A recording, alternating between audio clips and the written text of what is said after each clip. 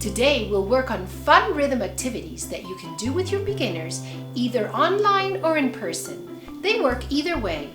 Maybe you've already gotten a handle on it, but you're still a little bit worried about those little beginners trying to keep their attention and their focus on what they're learning. The best solution is to have a bag of off-the-violin activities. What do I mean by this? Activities that you can do without the violin first, that later on you can add back in with the violin in hand. I'm Violin Goldenberg, creator of Momisi Music House and the Puppets with Strings violin series. If you want a ton of off-the-violin activities to do with those wiggly beginners, subscribe to this channel, give this video a like, and stay tuned till the end for a free download. Okay, let's get started. The first step is to include auditory and kinesthetic activities. The first rhythm activity I start with is clopping. The best rhythms that I found are those in the twinkle variations. I like to call this one pepperoni pizza, but some people call it I like chocolate ice cream. Feel free to invent your own words and ask your students to help you invent some too. Let's try some activities with this rhythm. The first one is copycat. My turn, your turn. Let's try it. My turn, pepperoni pizza. Your turn. You can do it by saying the words or not saying them at all. Sometimes kids get confused if they have to clap and say the words at the same time. The next way is to play it on the lollipop drum. In my studio, we actually have two, but if you're online, your student won't have one. But don't worry, there's a solution to this. You can ask the parent beforehand to have a pan and a wooden spoon so the student can use. But if you'd like to have your own lollipop drum, I'll put a link below so you can get one if you'd like. Another way you can do a fun rhythm activity is to put the pepperoni pizzas on different parts of your body. For example, on my head, pepperoni pizza, and the student gets to copycat. I could also put it on my nose, pepperoni pizza. Where would your student like to put the pepperoni pizzas? Ask your student to choose different places and then you copycat your student. Another fun way to do the rhythms is to just throw the dice and see how many repetitions you have to do. Now if you're online, you throw the dice for your student. But you can also use some that you find online. You just share your screen with your student, click on the button and see what number you get. Some actually have sound effects. I'll put a link below of some fun online dice that you can use. You can also spin the wheel and see how many repetitions you have to do. There's also an online spin the wheel that I'll put a link below so you can access that as well. Another fun activity to do is to have printed out numbers and you simply show them to the student, you mix them up and say, we're going to do how many pepperoni pizzas? Now we're ready to include a visual component. We're ready to show the actual card with the rhythm on it. So the student begins to associate what was heard, what it felt like, and now what it looks like. Now, instead of just clapping the rhythm with the copycat exercise like you did before, you can show the rhythm card plus a placement card, like this.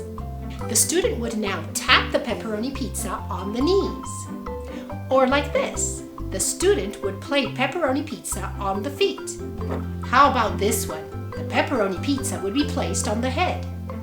Now how about adding a little bit of coordination? We can tell the students that we'll clap the pepperonis with our hands and the pizzas will have to go on some part of our body. Where could we put the pizzas? How about on our head? Let's try it. Pepperoni pizza. Ask your student where else you could put the pizza. Now I've shown you all these different activities you can do with a pepperoni pizza.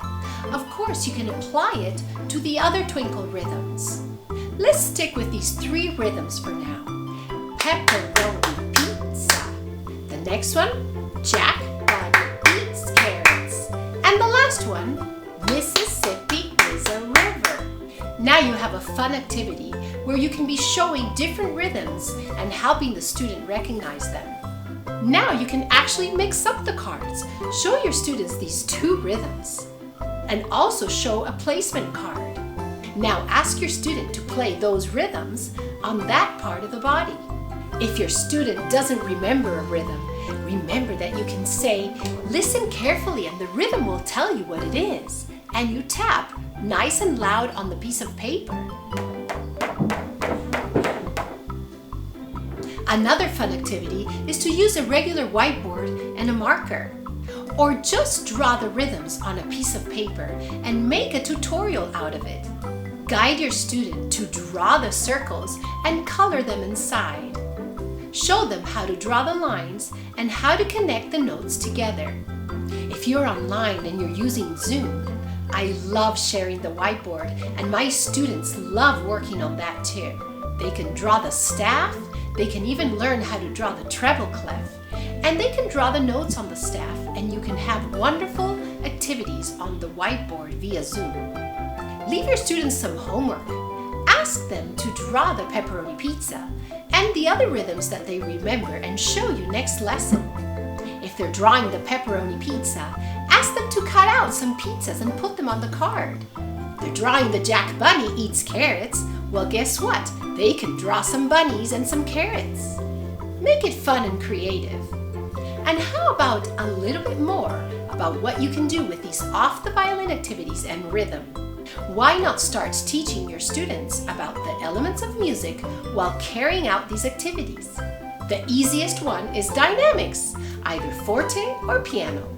I have a special friend that helps me teach dynamics, the hide-and-seek puppet, either forte or piano. Ask the student how the rhythm should be clapped if the puppet is out, and how should it be clapped if it's hiding. So when the puppet is out, how about we do a loud pepperoni pizza? Pepperoni pizza. And when the puppet is hiding, we do a very quiet one. Pepperoni pizza. And how about a little bit of a coordination challenge? This would be the pepperoni and the pizza. Can your student do that? How about Jack Bunny eats carrots? And how about this one? Mississippi is a river. This might be a little bit complicated at this stage, but it doesn't matter. You can still plant the seed and see how it will develop in the future. Now you have an entire activity that you can do, showing the puppet this way or this way for each of the rhythms that your student knows. Now the last idea for today. Imagine you can add another element of music like tempo. Ask your student how this rhythm could be clapped if you show them this special friend. And what about if this special friend comes along? And we haven't even played the violin yet. All these activities that we did as off the violin can now be done by playing the violin. Playing these different rhythms on the violin on the different strings should be fairly easy for the student, since the student has learned how to listen to them, how to reproduce them, and what they look like.